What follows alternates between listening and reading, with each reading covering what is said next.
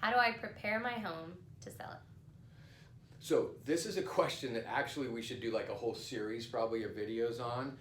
But the thing, I guess the shorter version is that you would want, it makes all the sense in the world to have me or somebody, your agent, come over and tell you what you should do to get it ready, which usually includes, obviously making it clean, like that's kind of the bare minimum. Getting rid of all of the clutter, less is more. So we call it pre-packing, where we're like, look, we know you're moving, so let's pack stuff in boxes that unless you really need them or they're essential for staging your home, and so we'll help you with that.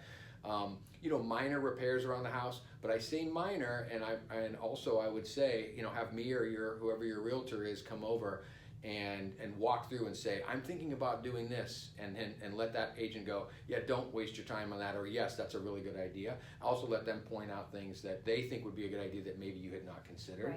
Right.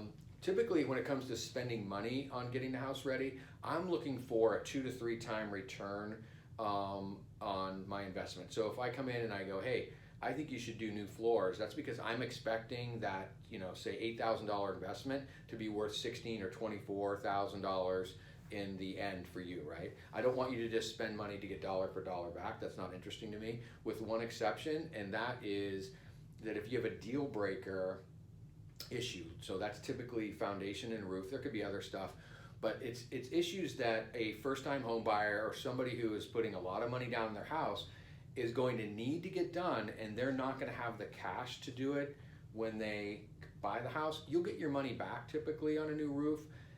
On a foundation, you're not. Like a foundation, it's people expect you to have it. You're not going to invite your friends over for dinner and to go, hey, look at my new foundation. But you need to have it. It's going to stop. People are just not going to buy your house if you have a foundation issue, or they're going to buy it at a huge discount.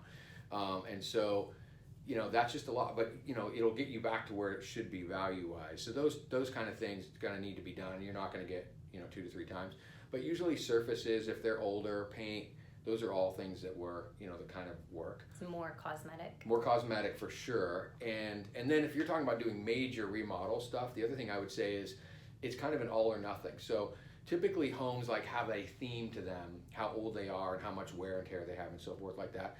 Unless you're going to substantially change that theme, don't do anything.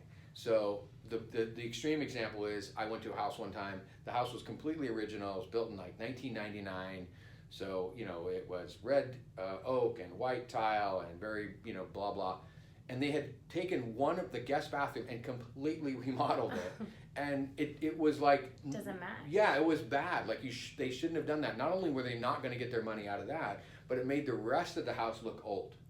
Right. So there's a rhythm to how you want to, the things that you want to do and don't want to do. The other thing that we have is a home decorator that we pay to come in and help you, stage and place stuff in the right, get rid of stuff, move this couch over there, all that. That's helpful as well. And then the last thing that we have is the concierge program, which Nicole just reminded me of. Great program. Good job, Nicole.